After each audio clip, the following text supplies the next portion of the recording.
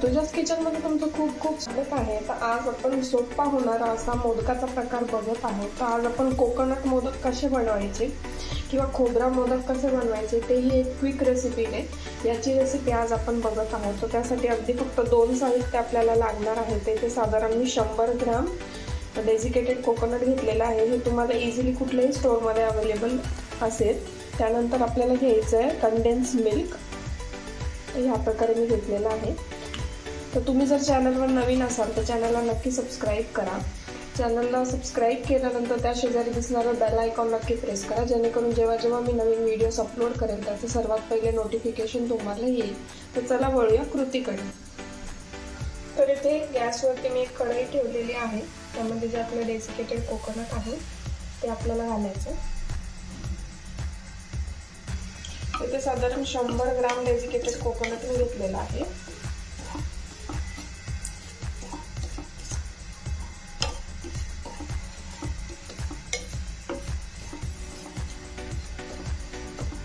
छान असं low to medium फ्लेमवर toss करून घ्यायचं। त्यात आपल्याला घालायचं आहे कंडेन्स मिल्क।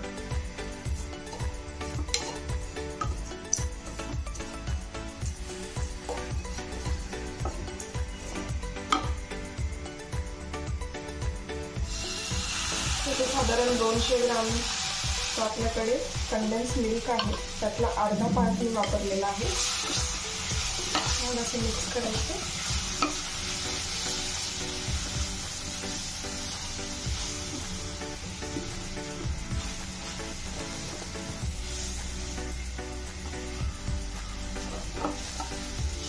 त्यातलं साधारण आपल्याला अर्ध कंडेन्स मिल्क पुरेसं होतं। तुम्ही पाहू शकता सुंदर असं टेक्स्चर आलेलं आहे। जसं तुम्ही मिक्स करत जाल तसं नारळ जो आहे छान असा ओलसर होईल।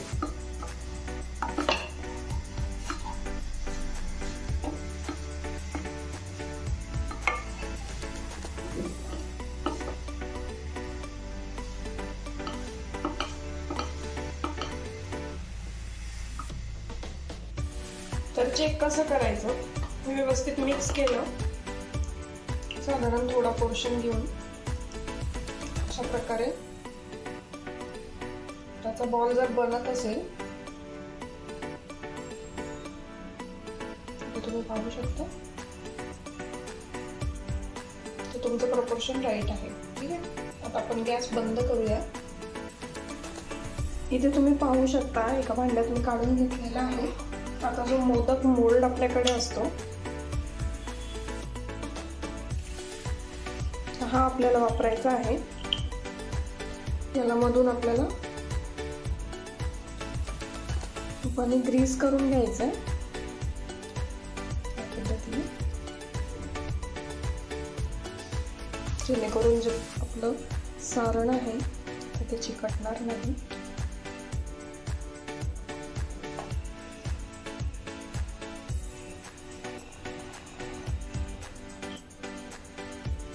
या प्रकारे सारण फिल करायचं।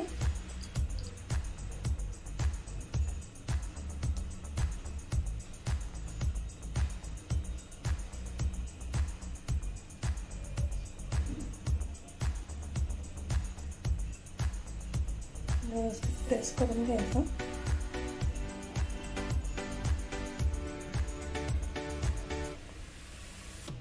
त्याला डिमोल्ड करायचं।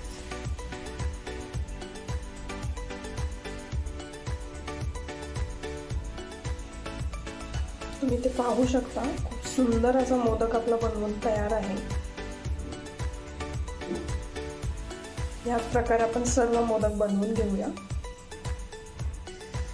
तर इथे तुम्ही पाहू शकता सुंदर असे आपले मोदक बनवून तयार आहे। तर याला मी वरती केशर लावून डेकोरेट करून घेणार आहे। तुम्हाला आवडत असल्यास नाही लावला तरी देखील चालेल।